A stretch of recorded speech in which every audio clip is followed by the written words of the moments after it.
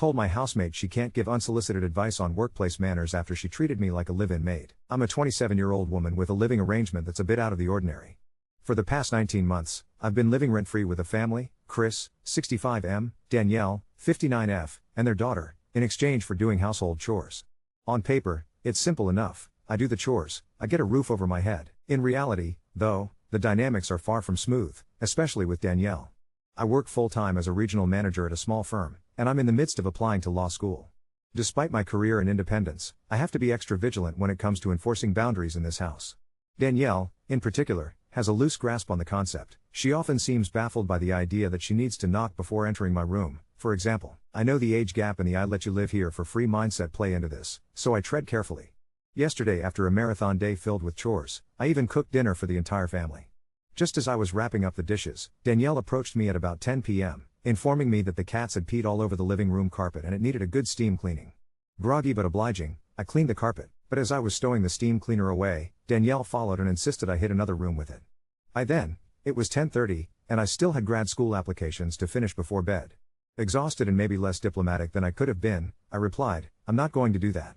Honestly, I should have just said, "I'll do it tomorrow," but fatigue got the best of me. I put the machine away, submitted my application, and collapsed into bed. The next night, as I was quietly prepping meals for the week, Danielle ambushed me in the kitchen. "I don't want to fight about this," she began, "but I wanted to mention something. Last night when you told me you weren't going to clean the other room, I found it rude. You should be careful when you say things like that at work so that you don't get fired." I stared at her in disbelief. Was she seriously lecturing me on workplace etiquette? I couldn't help myself. I shot back, "Danielle, you haven't had a job since before I was born. You don't get to give me advice about how to act in the workplace." She rolled her eyes, exhaled sharply, and said, "See, I didn't want to fight about this," before marching out. Frustrated, I called after her, "Then maybe don't bring it up?" She hasn't spoken a word to me since, and now I'm left wondering what fallout is coming. For further context, Danielle worked one job in her life, ages 22 to 25, before quitting to raise her kids. I, on the other hand, grew up poor. I've been working since I was 14 and have been self-sufficient since turning 18. The only reason I reside here is because, in 2023, the family offered me this arrangement when they needed help around the house and I was struggling financially. Danielle's advice, if you can call it that, is outdated and honestly off base. My job requires exactly what she criticizes, being both polite and unyielding, knowing how to draw lines without losing professional decorum. I suspect her comment last night wasn't truly about workplace rudeness but about being upset that I enforced a boundary she didn't like. Part of my growing frustration is how powerless I often feel. I'm constantly at the mercy of their goodwill and expectations, unable to push back without risking some kind of backlash. The saving grace is that I'm moving out in August when, hopefully, I start law school. My only goal is to survive until then. But what really got under my skin was Danielle's sense that she could drop her opinions on me, walk away, and leave me with no say or right to respond. Sometimes I wonder if I was out of line for telling her off the way I did, but a big part of me feels like I finally said what needed to be said. Update 1. What I do every month amounts to roughly $2,000 if you measure it by the usual $20 per hour, about 100 hours a month. Most of that time is packed into weekends and a couple of evenings each week. I make enough food that there are always leftovers, giving me a couple of nights off, which at least takes a bit of the edge off the busy routine. Included in those hours is a lot of care for their adult daughter, who lives with us and is disabled, so it's not just cooking and cleaning. Whenever my housemates go on vacation, which is honestly pretty often, I take care of the pets. I make sure to charge a $20 per day stipend for that. Our little zoo consists of 2 dogs, 3 cats, a gecko, and some fish. One of the cats is actually mine, which is why I have no qualms about cleaning the carpet when there's an accident. I know just as well as anyone that it could have been my own cat who messed up. In the 19 months I've lived here, I've only said no to requests 3 times, and every time it was met with the exact same pushback. Each time, the issue was about when I was asked, late at night, usually. Honestly, at this point, I get why people call this a form of modern-day slavery, and I can see where they're coming from. It's not always easy, but I never felt truly threatened with eviction whenever I pushed against something. The whole situation started for me when I was totally overwhelmed and desperate for any way out of my old life. Maybe it seems predatory from the outside, but at the time, it was my best shot. I probably should have protected myself better from the start. Why do I stay?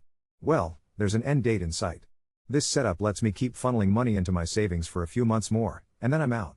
If I did get evicted, it would suck, sure, but I'd ultimately be okay. It's not ideal, no, but it works for now. I know I should have chosen my words more carefully in some of those tense moments. That said, I still push back on the claim that I have to follow every command just because they own the house. If a boss at work demanded overtime that wasn't previously agreed on, I'm allowed to tell them no, and I have, many times. My current boss, who's had to hear no from me more than anyone else, actually wrote me a phenomenal law school recommendation letter. Times have really changed since the 80s, it's so much more acceptable to say no to unreasonable demands now. Danielle told me, "You should be careful when you say things like that at work," basically trying to say I shouldn't be assertive as a subordinate, but I find that attitude so outdated. I wasn't trying to dismiss how hard raising a family is, not for a second. I wouldn't even think of offering parenting advice, how could I, when I haven't been in those shoes? And if the last time I'd raised a child was 30 years ago, you wouldn't catch me telling someone else how to parent in the age of iPads anyway. Danielle shouldn't be doing the same to me about my job or field. She's never worked in my field and isn't my actual boss. She also knows she's not my landlady, because if she were, there are a whole lot of rules she'd have to follow that she really doesn't want to, like not entering my room without notice. For what it's worth, since I'm getting a tangible benefit out of this arrangement, I'm not going to threaten legal action, even though I have enough documentation to protect myself if things go south. It's not just about me here, either. Chris, Danielle, and I all want this to work for personal reasons, mutual friends, history, and the fact that their son is my best friend. Danielle and Chris both have chronic illnesses that make chores hard for them, so this situation is pretty win-win in that sense. I do plan to apologize and smooth things over. I'll use a lot of the advice I've been given for protecting myself better from now on. Maybe I'm naive, but I really hope this ends well. Danielle and I actually get along very well most of the time. Neither of us wants to make the other miserable, which is probably why this living arrangement has worked as long as it has. And for anyone who thinks this proves I'm not fit to be a lawyer, don't worry, you'll probably never be my client. Update 2. Danielle wasn't angry with me for refusing to take on an extra chore at 10:30 p.m. That was never the real issue. Even by the most generous interpretations, expecting someone to do overtime after a 14-hour shift is completely unreasonable. She knew that as well as I did. When we talked about it later, she reminded me of a detail I'd completely forgotten. The second room she wanted steam cleaned had a massive potted fiddle leaf fig tree right in the middle. We'd both tried to move it multiple times but couldn't make it budge. So I told her, until Chris and I figure out a way to move this thing, the steam cleaning's going to have to wait. I know you want it done tonight, but I won't be doing that.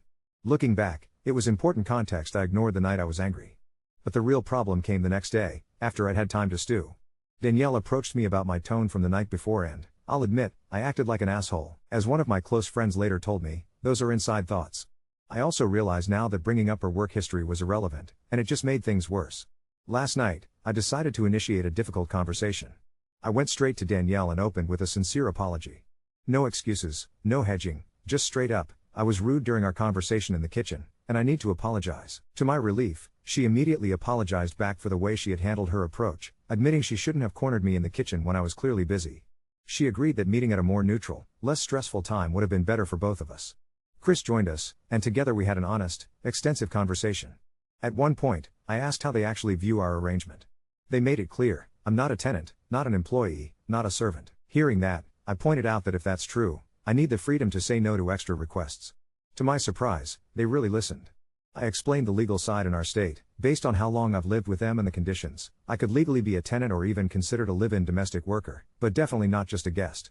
That seemed to sting a bit. They were a little offended I saw our relationship as so transactional, but honestly, I found that reaction sort of funny. Sure, they can frame our situation as we're helping you, you're helping us, but for me, it's smarter to acknowledge that my livelihood depends on it.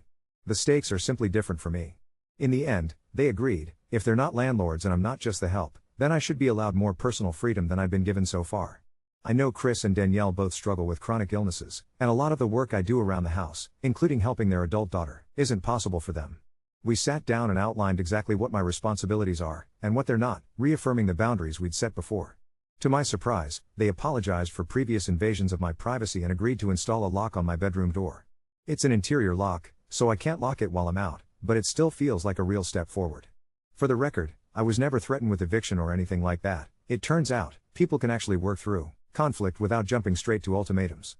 After we wrapped up, I typed up a detailed email spelling out all the terms of my living situation. They replied, confirming everything in writing. It's not an official lease, but it's something, and it outlines everyone's responsibilities. We agreed my monthly hours would drop to 80 instead of the 100 plus I'd been doing, and at the federal minimum wage, that's about $580 every 4 weeks, more than most spare bedrooms cost in our area. Of course, the work I do is actually valued at double that on the open market, but I use the lowest figure for the sake of the discussion. We settled that my latest work cutoff is 9:30 p.m., unless it's a genuine emergency, and if they ever ask for something outside of my set hours, I get that time back elsewhere.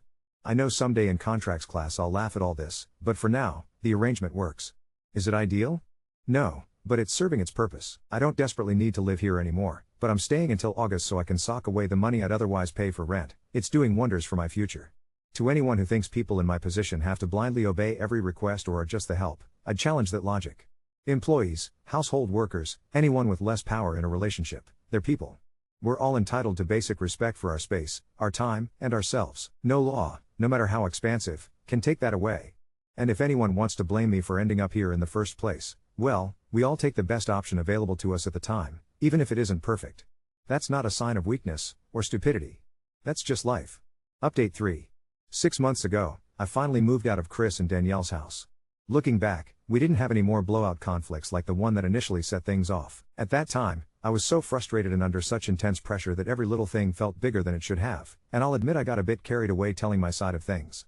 I was a little too wordy and maybe even preached more than I meant to. But honestly, I'm just glad I made the effort to apologize in the end. The situation was always complicated. My perspective wasn't necessarily wrong, but in hindsight, I realized it just wasn't worth holding a grudge. I made peace with the whole thing, and we parted ways on good terms. When August rolled around, I moved out as planned. I'll always appreciate Danielle for stepping up one last time and co-signing the lease for my current apartment. It was a genuine act of kindness that helped me get back on my feet. Looking back at myself, I can't help but laugh at how I walked right into that odd living arrangement without thinking it through. Now that I've taken a contracts class, there's no way I'd do that again, or at the very least, I'd make sure everything was in writing before agreeing to anything. But I don't blame myself for how things unfolded. I was in a tough spot financially and desperate for a way out. Just last week, I caught up with Danielle over lunch. It was nice to see her, even if I noticed she and Chris haven't really changed their somewhat entitled attitudes. But that's not really any of my business now. I just smile, nod, and keep moving forward with my own life. Update 4. 2 weeks after that lunch, an envelope from the Department of Labor showed up in my mailbox with my name on it. At first I thought it was a scam. It wasn't. Inside was a witness notice about a wage complaint against Chris and Danielle filed by someone I'd never met. Apparently, they brought in a new live-in after I moved out, and it went sideways fast. Chris called me that night, voice small in a way I've never heard. He explained they tried to replicate our arrangement with the younger guy who'd just moved to town. He cooked, cleaned, watched the pets, helped with their daughter. No paperwork, no real schedule, just the same we help you, you help us thing. After a couple months, he moved out abruptly and filed for back pay. My name made it onto the paperwork because, in trying to put together a timeline, they'd given the investigator my email that spelled out my hours and boundaries from last year. I'm the cautionary footnote now, apparently. I'm not their lawyer, which I told them more than once. Still, it felt strange to hear the fear in Danielle's voice and not reach for a solution. I pointed them to a local employment attorney and told them I'd comply with whatever the department asked. That was the extent of it. A week later, I was sitting in a beige conference room with stale danishes and a court reporter, giving a statement under oath. It was almost comically on the nose. Employment law in the morning, then so, how many hours did you spend cleaning on an average Sunday? In the afternoon. They'd printed my email, seeing it as Exhibit B, stamped and highlighted, made me weirdly proud and uneasy at the same time. I answered every question as plainly as I could. Yes, I cooked dinner most nights when I lived there. Yes, I helped their daughter with morning routines. No, I wasn't paid cash except for pet stipends. No, I wasn't threatened with eviction. Yes, we put in a lock after a boundary issue. No, there was no written lease. Yes, I told Danielle no once because a ficus the size of a human being was sitting in the middle of the carpet. By the time we got to the fig tree, even the investigator cracked a smile. What surprised me most was how different Danielle was in that setting. All the entitlement dissolved into worry lines. She kept glancing at me like I could pull a rabbit out of a hat, but the only thing to do was tell the truth and let the process run. When it was her turn, she insisted they never meant to take advantage of anyone, and I believe that. Intent doesn't change impact, though, and watching that realization crawl across her face was like watching a language click into place. They settled. Quietly, quickly, for a number that made Chris wince when he called me afterward. The attorney they hired advised them to stop doing arrangements altogether and either hire through an agency or sign a proper lease with any future roommate, with chores spelled out like adults. They're using an agency now. It costs more than I think they expected, but the first time you see an actual work schedule and a worker who can clock out at the end of a shift, it's hard to argue with reality. After it was over, Danielle sent me a text that just said, "I didn't know. I should have. Thank you for telling the truth." I sat with that for a long time. We got coffee a few days later. She brought up the lock and laughed, called it your little crusade, and then admitted that if they'd had a written agreement from the beginning, with me, with anyone, none of this would have landed in a government office. She wasn't angling for absolution so much as acknowledging the obvious. I appreciated that. The weirdest ripple has been at school. In labor law, we were assigned a memo about domestic workers' rights, and while everyone else stuck to case law, I found myself writing about a ficus, a steam cleaner, and a door lock that arrived 6 months late. My professor circled the paragraph about mutual help versus employment and said, "This is exactly why we write it down." I didn't say out loud how personally I learned that. I'll probably always wince when someone throws around "we're family here" as a way to define work. That phrase did a lot of heavy lifting in that house.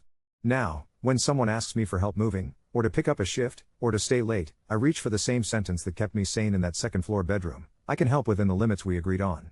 It turns out that survive subpoenas, stale danishes, and even ficus trees. Update 5. 3 months after the settlement, I opened my mailbox to another official-looking envelope and felt my stomach drop in a way my body remembers before my brain does. It wasn't the Department of Labor this time. It was a $1,099 NEC from Chris and Danielle's new accountant, made out to me, with non-employee compensation neatly typed in box 1. The number wasn't money I'd ever seen, just a clean, round figure that looked an awful lot like someone had Googled room and board fair market value and called it a day. For a solid 30 seconds, I did nothing except stare and listen to my kettle overboil itself into a hiss. It felt absurdly familiar, the official formality of it, the way a choice I made 2 years ago could still surprise me in my own kitchen. The $1,099 was printed on that slightly shiny paper that makes ink look wet. My name, my address, my former life quantified in a number I now had to explain to the IRS as though it had ever existed in my bank account. I called Danielle, because I wanted to hear if she'd say out loud what I suspected, that this wasn't personal, it was just another bad idea, dressed up as doing it right. She answered on the second ring. "Oh, good, you got it," she said, as if she'd sent me a book I'd been waiting for. "Our accountant said we should issue those to everyone who helped us last year. It'll make the taxes clean. I don't recommend trying to explain Section 6041 of the Internal Revenue Code to someone who thinks clean is a tax category." I kept it simple. Household work isn't a trade or business. You don't get to turn your living room into a ledger because a spreadsheet looks better with even columns. If we were going to call it employment retroactively, the form would be a W-2, not a $1,099, and payment would have involved money changing hands. And if they were thinking about writing off the value of my chores on their return to balance it, no, absolutely not, and please don't. She didn't get defensive, which made it worse somehow. "Our accountant knows all that," she said. "He told us it's fine to put the value of the lodging." "My accountant is publication 926, I said before I could stop myself, and bit back the sarcasm. "I'm going to send an email." I wrote it like a memo because that's the only way I know how to be useful now, facts stacked in neat rows. I CC'd Chris and Danielle. I attached the Dole settlement notice, my old email that laid out the scope of my work, and a highlighted copy of the Household Employer's Tax Guide. I pointed out, gently as I could, that issuing a $1,099 NEC for barter value wasn't just wrong, it created a tax liability for me that didn't exist in reality. If anyone wanted to reclassify me as an employee, which, if we're telling the truth, was the closest accurate box here, that came with their own obligations. Nanny tax is cute until you see what it does when you haven't budgeted for it. I asked for a corrected $1,099 showing $0 and told them I'd be filing a statement with my return either way. The accountant replied at 7:42 a.m. the next day with an email that had the tone of someone who has made the same mistake many times and only just learned it has a name. He thanked me for the citations, said he'd revisit the entries and get back to me. 20 minutes later, a second email: "We will issue a corrected $1,099 NEC reflecting $0. Please discard the prior document." The words "our error" were in there, tucked in the middle like a spider hiding behind a curtain. Danielle texted me a heart and, "I'm sorry." I didn't understand, which, for once, felt like the right size for what happened. I brought the whole mess to the low-income taxpayer clinic on campus anyway, because I've decided preventative medicine is cheaper than stress. The clinic room smells like toner and microwave leftovers, and I sat there with a stack of IRS publications like they were beach reads, highlighting until the pages looked like a highlighter factory had blown up. My supervising attorney glanced at the $1,099 and said, "You'd be amazed how often people try to pay their guilt to the IRS." I told him I wasn't giving anyone legal advice, I was cleaning up my own return and trying not to make enemies of people who still have my spare winter coat in their hall closet. Meanwhile, their agency caregiver, the one they hired after all of this, sent me a friend request because apparently the internet is one small cul-de-sac. She posts photos of her color-coded schedule and the cat sitting like a loaf on top of the dishwasher, and I have never been so charmed by timesheets in my life. The fig tree is in the background of half her pictures, now in a new corner with those little furniture sliders under the pot. Every time I see it, I think about how much simpler things get when everyone agrees what's work and what isn't. There was one more strange echo. A week after the $1,099 got corrected, Chris asked if I'd review a roommate agreement they drafted for a family friend. I said no, it wouldn't be appropriate, and I'm not their lawyer. I sent them a template from a tenants' rights nonprofit instead. It was 2 pages, clear as glass, with blanks you couldn't ignore. Rent due on the 1st. Quiet hours after 10. Chores optional. The part of me that used to default to fixing things went quiet. It felt good. On my end, life kept moving. I picked up a spring placement with a workers' rights clinic, and on the first day, a client sat down and described a live-in situation so familiar I could have finished her sentences. She had the same careful voice I used to have when I was trying not to sound ungrateful. I didn't interrupt. I took notes. I asked what she wanted changed in writing and what she wanted changed in reality. She looked surprised, then relieved. I don't know if we were helpful, but I recognized the moment she realized she didn't have to justify having a lock on her door. I think about Danielle at odd times now, not when I walk past our old street, but when I'm signing my own lease renewal, when I get a direct deposit, when a professor says mutual benefit and my hand writes define in the margin before I've told it to. The distance helps. We can grab coffee and talk about dogs and weather and the new caregiver's gentle obsession with laminating chore charts without either of us pretending our old arrangement was something it wasn't. When the corrected 1099 came in the mail, the void box checked like a tiny apology. I put it next to the dole notice in the email thread and realized I've built myself a small archive of grown-up decisions. Paper is unromantic, but it doesn't forget. I keep hearing my own sentence in my head when someone asks me for anything. Time, help, a favor said with sugar on it. I can help within the limits we agreed on. And then I write the limit down. Update 6. The IRS found me anyway. In March, a cream envelope with that pale blue window materialized in my mailbox with important tax information enclosed carved across it like a dare. For once, my body reacted faster than my brain, stomach dropping to that exact spot behind my knees, before I even slid it open. CP 2000. Proposed changes. The computer had matched the original 1099 NEC that shouldn't exist and hadn't caught the corrected one yet, so the letter read like a robot politely suggesting I had forgotten many thousands of dollars I'd never seen. The timing was almost theatrical. I had a professional responsibility quiz in an hour about candor to the tribunal and found myself practicing the virtue on the IRS. I made tea because that's what you do when someone threatens you in Times New Roman. Then I pulled out my little archive, the voided 1099 with its box checked like a shrug, the accountant's error email, the dole notice, my original memo with the citations stacked like Jenga pieces. I wrote a response that could have doubled as a love letter to publication 525 in the information returns processing system, printed it on the good paper, and took a lunch break walk to the post office. The clerk weighed my envelope like it had opinions, slapped on a certified sticker, and asked if I wanted a receipt. I kept the receipt like it was jewelry. 3 weeks later, while I was highlighting a case about misclassification in the library, an IRS letter blinked into my inbox. No change. We agree with the information you provided. It felt embarrassingly euphoric to be told you're right by a bureaucracy. I printed that, 2-3-hole punched it, slid it behind the dole notice and the voided form, and realized my binder has started to look like a coming-of-age story told in headings and subparagraphs. The other shoe didn't fall so much as trip on the curb and fling itself at me in April, when Danielle called about a letter from Social Security. Overpayment for their daughter. Words I hadn't seen before but understood instantly when she read it aloud. In-kind support and maintenance, fair, share, value of 1/3 reduction. My name wasn't on it, but my ghost was. Do you still have any grocery receipts from when you lived here? She asked, thin-voiced. They want to know what everyone paid, and I don't know how to answer. I don't want to say the wrong thing again. I did what I've finally learned how to do, I didn't fix it.